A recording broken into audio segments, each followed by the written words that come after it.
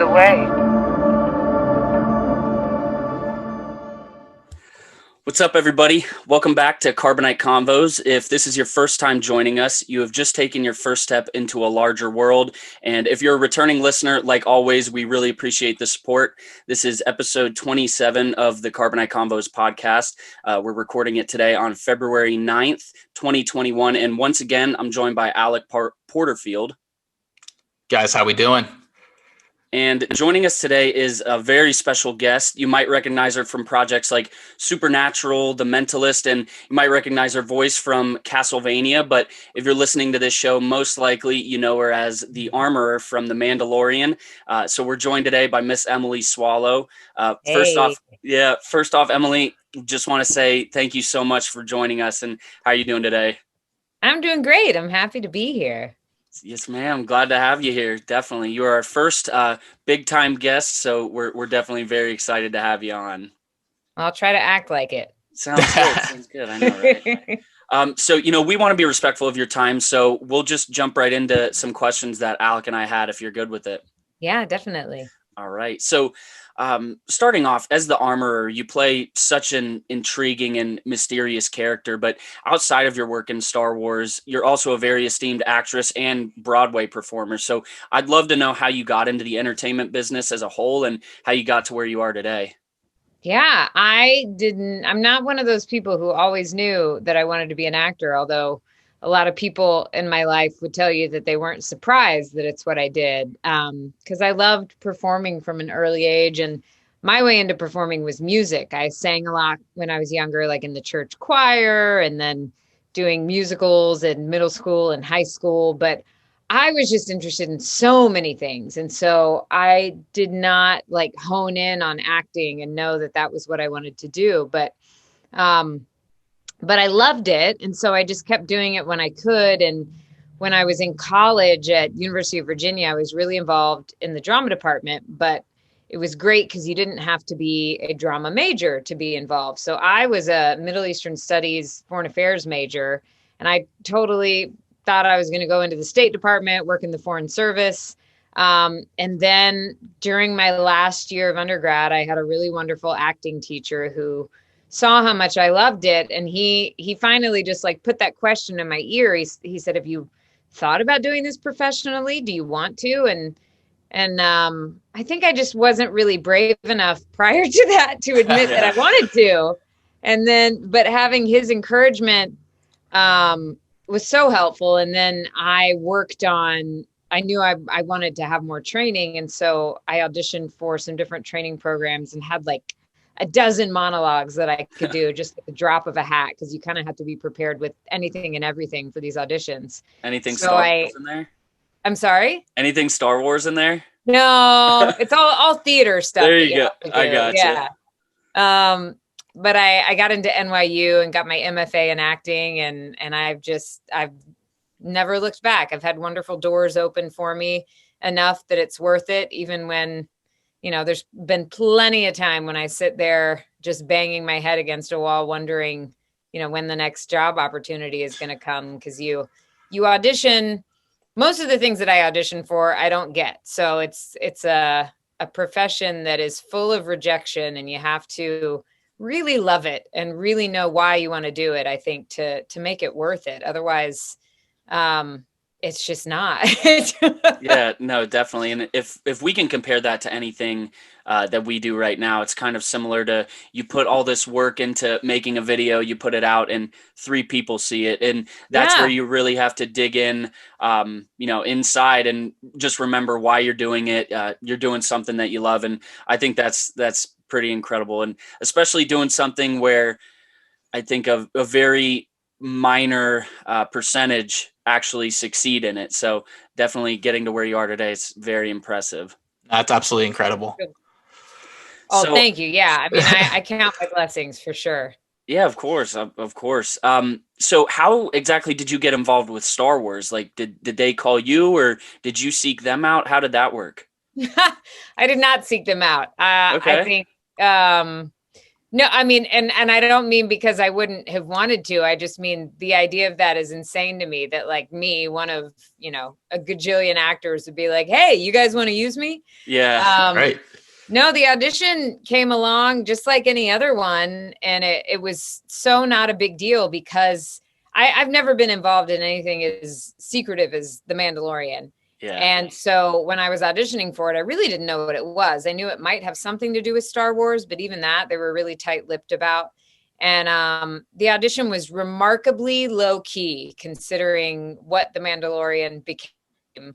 I knew that I was auditioning for a character who would be masked, and I knew that she was the leader of a group of people, and it said that she was very Zen-like, and that was basically it. And I had these scenes, one of which I now know is very similar to the scene in season 1 in chapter 3 when then Din Djarin and the other Mandalorians start to fight, and she sort of calms things down. Yeah.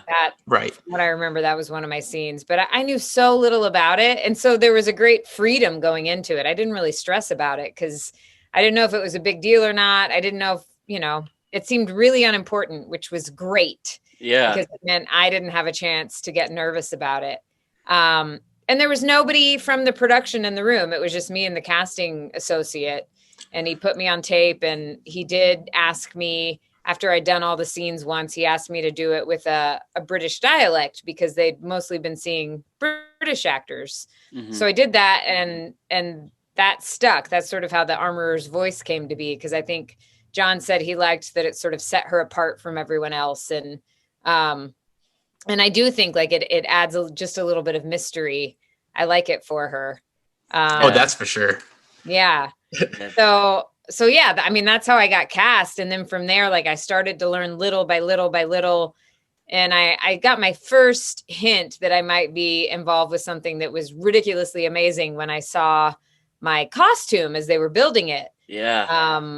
Because again, like I went and had these costume fittings, but I didn't know what it was going to look like. And when they showed me, exactly what that was, it just took my breath away. So I kept getting these little bits and pieces of information. And then by the time I finally got to set and was properly overwhelmed, I had already saturated myself in the idea of what I was doing and, done all my work and done all my research so I could just kind of play. And it was such a welcoming, playful set. There was so little ego, so much collaboration. It's really one of the loveliest sets that I've ever gotten to work on. So that was a relief. No, that's so great. Good to hear. That, I mean, as a fan, that makes me so happy to know like the process of being that character was one that was enjoyable. With that being said, Emily, were you a Star Wars fan at all before you reprised this role, or was that something that you kind of fell into after the fact? Oh, I definitely was, but I did not realize how little I knew.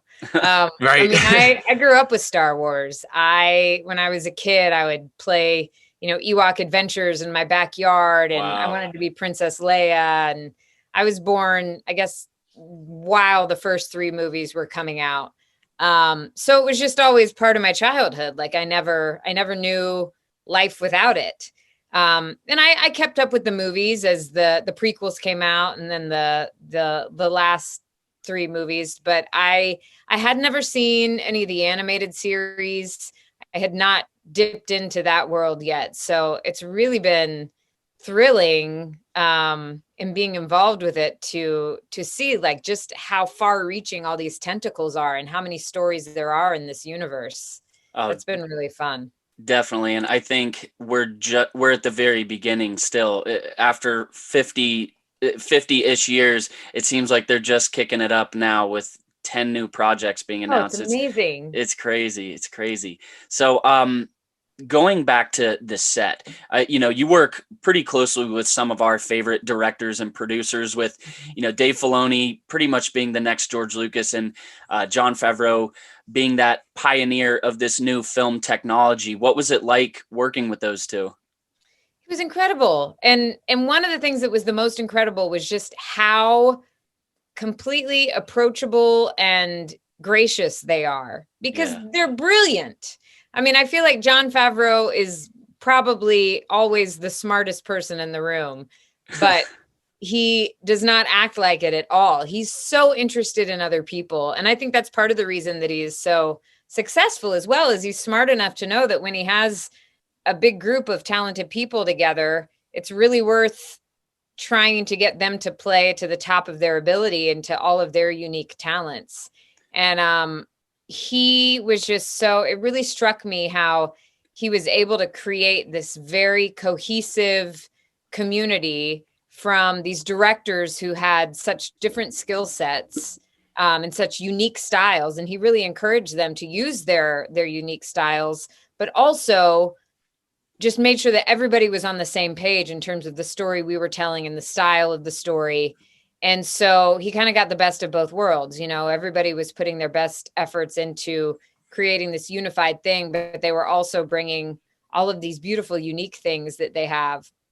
And Dave, I mean, thank God for Dave, because if you ever had a question about the accuracy of anything or the history of something, or, you know, how a Mandalorian could do something, he was right there with the answer.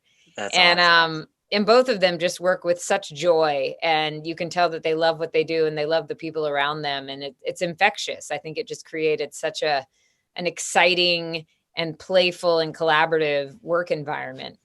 That's great. And I know that George happens to stop by the sets somewhat frequently. Were you ever able to meet George Lucas? I was there one of the days. I think he came by on John's birthday. Okay. And it was pretty awesome to stand there, and he was sort of holding court and he was telling stories, and it just blew my mind to think, like, this man, against all odds, because he got so much pushback, he created this universe 40 odd years ago, and it's still going. And I just wonder what it must be like to be him and to walk onto a set, to see his stories continue to be told with all this new technology. And, you know, all these people who are so excited about it, it's got to be a pretty good feeling.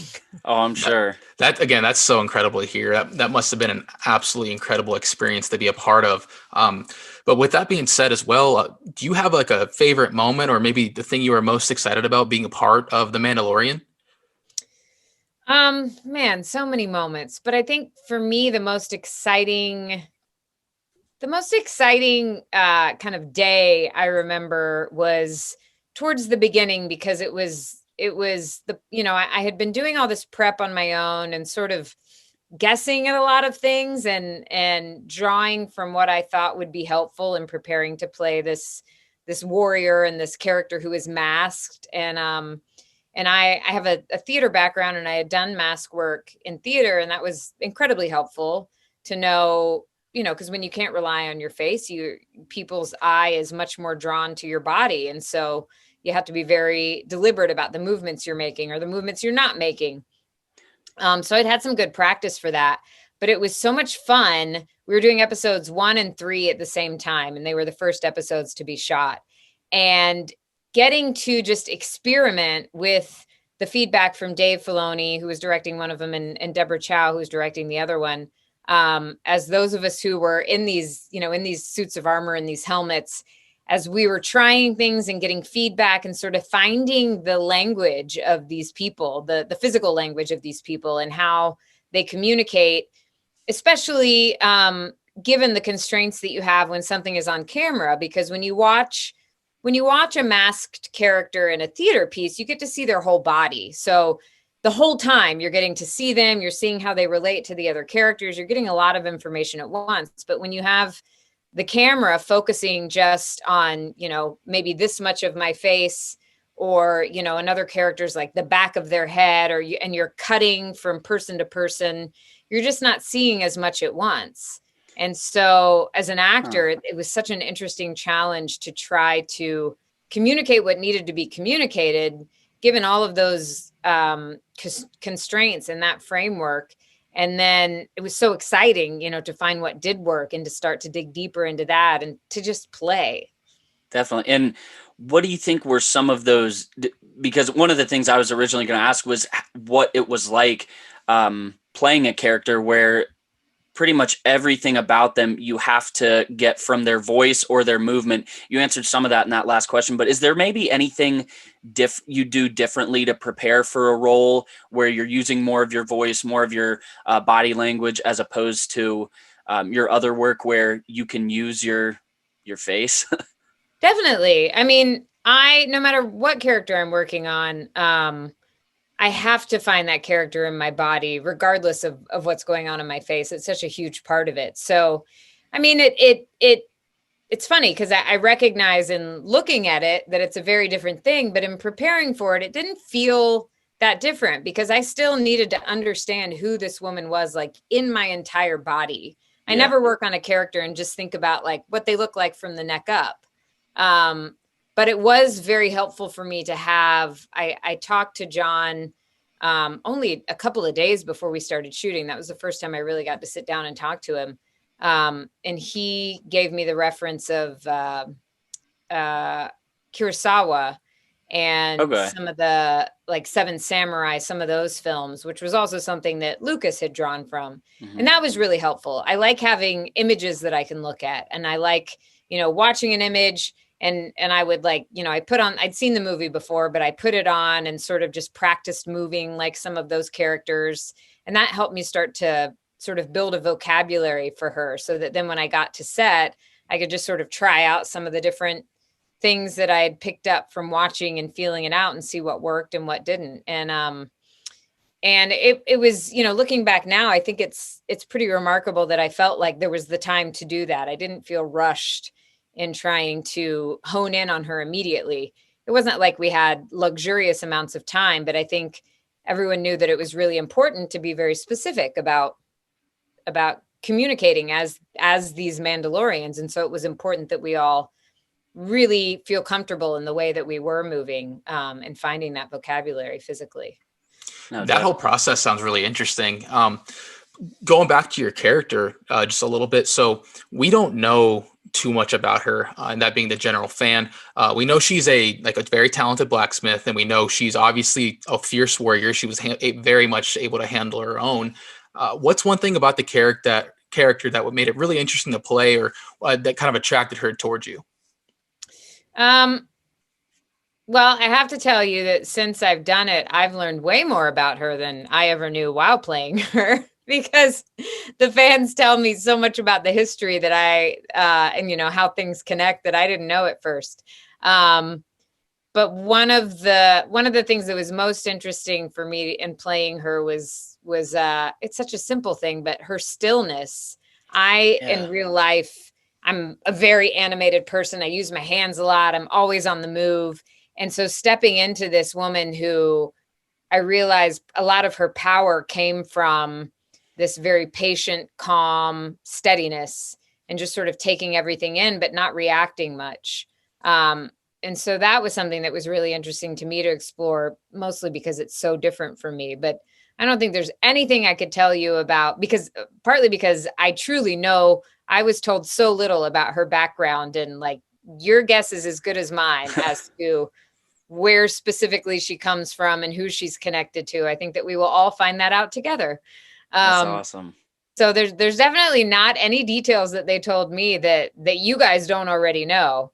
They kind of just let me build on my instinct and my intuition, and who knows how much they had even decided at the beginning, and how much more we'll find out. I think with some of the characters, they kind of knew at the beginning exactly where they wanted them to go. Yeah. But I know with the Amorer originally, she was supposed to die in that fight. John told me this, I guess while we were shooting. He was like, "Hey, you know what? Just so you know, this was going to happen a different way, and she was going to sacrifice herself, and then that was going to be the end of her." And then he said he decided, why can't she just live? And I was like, "Oh, thank you." Yeah, that's all. And going off of that, do you know of any plans to bring the Armorer back into either the Mandalorian or any future projects where you can reprise your role as her? I know nothing. I'm told. told very little. I'm not allowed to say anything. So I gotcha. I gotcha. And we definitely want to be respectful of your time. We just have one final question. It's kind of more of a rumor. I'm not sure if you've heard of it, but have you seen any of the rumors kind of circling around the internet that you played a character in Clone Wars? I have seen that, and I have no idea. Okay, gotcha. Because my question was going to be, did you play that character? So if you have no idea, then. Oh, you mean me as an actor? Yes, ma'am. Or you mean like, yeah, your I don't know voice. what you're talking about. Okay. No, I didn't do anything in Clone Wars. I thought you meant, because, there's been some speculation from people about where they think maybe they saw the armor and other. No, I have not done anything in Clone Wars. Okay, gotcha. Because I know in preparing for the interview, I hadn't seen it before then, that there was an episode in the Clone Wars in season 7, episode 7, that next to Bo-Katan, there's 2 Mandalorians, and one is a female, and her voice it resembles yours pretty strikingly. It was pretty crazy, and we didn't know if it was a coincidence that they didn't credit anybody for playing her voice in the show. So interesting. Now I have to go watch it. Yeah, definitely. But again, we want to be respectful of your time, Emily. So we just want to thank you so much for joining us today. It was my pleasure. It was really good to talk to you guys. Definitely. It was our pleasure having you on. You definitely gave us more insight than we ever thought we would have on this character, and you're welcome back anytime. Well, thank you. Yes, ma'am. Alec, do you have anything before we go? No, same thing, Emily. Thank you so much for coming on and being a part of this. We greatly appreciate it, and I know I had a great time doing it. So thank you again. Thank you. You guys are awesome. I feel very welcome. Thanks a lot. And for those of you watching at home, we hope you enjoyed today's episode of the Carbonite Convos podcast. You can check out our next Funko Friday coming out, obviously, this Friday. This episode will premiere on Thursday afternoon, so you can check those out tomorrow. But until then, guys, may the Force be with you.